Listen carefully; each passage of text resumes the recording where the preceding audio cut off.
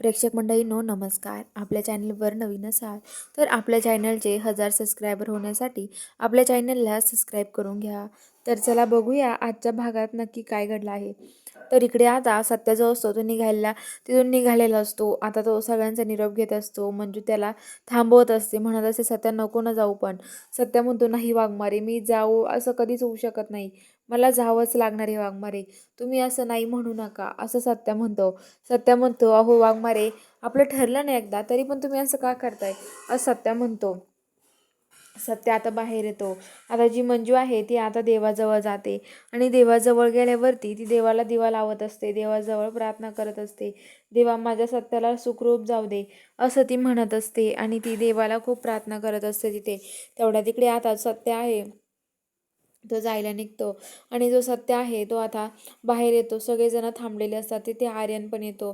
इकडे मम्मी साहेब फोनवर बोलत असतात की काय हो हो सत्य आता निघाला आहे, त्याला जायचे प्रदेशांच्या दुसऱ्या दिल्लीमध्ये त्याची मीटिंग आहे, तुम्हाला माहीत नाही का, अहो सत्य चाललाय आमच्यावाला असं मम्मी साहेब म्हणत असतात.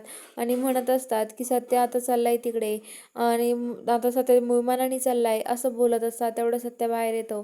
सगळेजण तिथे येतात. सगळेजण आता सत्याला शुभेच्छा देतात, म्हणतात सत्या दम्मानी जा, असं काही करू नको. मम्मी साहेब पण म्हणतात सत्या काळजी घे, जिकडे काय घडलं मला कळत राहा, मला सांगत जा.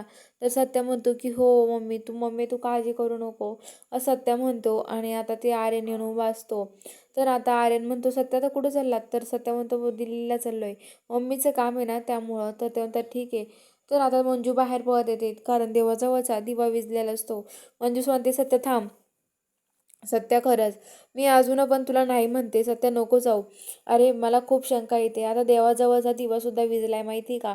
अरे देवासमोर दिवासुद्धा नाही आहे आता लागलेला, तर काय करायचं सत्या, खूप वाईट वाटतंय. तर जयदीप म्हणतो आपण लावू ना परत दिवा. तर आता ती म्हणते नाही, हा काहीतरी अपशकुन आहे, हा अपशकुन घडलेला आहे, नक्कीच सत्या काहीतरी घडणार आहे. अरे मला कालपासून हुरहुर लागली माझ्या मनाला, अरे काहीतरी घडणार आहे सत्या, जाऊ नको तू. सत्या म्हणतो वाघमारे तुम्ही काळजी करू नका. ओ मी आहे ना, मग कशाला काळजी करताय तुम्ही. तर आता तिथून लगेच इकडं जो हाय आर्यन तो मनात मनात म्हणतो सत्य गेला नाही तर माझा सगळा प्लॅन फेल जाईल, सत्य तर जायलाच पाहिजे असं आर्यन बोलत असतो. आणि आर्यन म्हणतो की सत्या कसं जाईल ना आता, हे बघत असतो. तो लगेच म्हणतो की हे बघा म्हणजे मॅडम, अहो तसं काही नसतं अपशकुन वगैरे, हे तुम्ही काही पण धरून बसता. अहो अपशकुन वगैरे काही घडत नाही, तुम्ही कशाला काळजी करताय. असं कधी अपशकुन वगैरे घडणार नाही आहे, कारण सत्यदादावरती सगळ्यांचा आशीर्वाद आहे. त्यामुळं तुम्ही का असं विचार करताय, असा विचार करू नका. अहो सत्यदादा जातील सुखरूप, आपल्याला कळवेल ना. तर आता मंजू म्हणते सत्या कुणीच माझं ऐकत नाही आहे, कुणीच माझं कसं समजून घेत नाही आहे रे, कुणाला सांगू सत्या, तू तरी ऐकणार आहे माझं. सत्या म्हणतो नाही वाघमारे जाणार आहे मी, सत्या असं म्हणतो. आणि सत्या आता तिथून जायला निघाला तो आता सवीला भेटतो. मंजू म्हणते सत्या थांब ना. सत्या म्हणतो की नाही वाघमारे तुम्ही काळजी घ्या. मंजूचा हात हातात घेतो आणि तिच्याशी बोलत असतो. हे बघून आर्यनला खूप राग येतो आणि आता सत्या मंजूचा हात हातात घेऊन म्हणतो की हे बघा वाघमारे, आपलं बोलणं झालंय ना रात्री, मग कशाला काळजी करताय तुम्ही, काळजी करू नका, मी आहे असं म्हणत असतो. मी लवकरच येईल असं म्हणतो आणि तो जायला निघतो. जयदीप त्याला सोडायला निघालेला असतो. आता इकडे मंजू जी असते ती खूप टेन्शनमध्ये येते सत्या गेल्यावरती.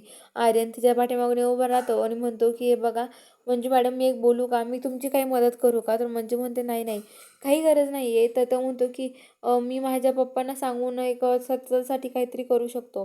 तर ती म्हणते की ठीक आहे मग असं म्हणते. तर इकडं आता लगेच जो जयदीप आहे तो सत्याला सोडायला आलेला असतो आणि सत्याला मिठी मारून लगेच रडायला लागतो. सत्या म्हणतो अरे जयदीप शांत बस, काय झालंय तुला रडायला, मी येणार आहे ना परत असं म्हणत असतो. तर चला बघूया पुढील भागात नक्की काय घडणार आहे हे बघायला चॅनलला सबस्क्राईब करा.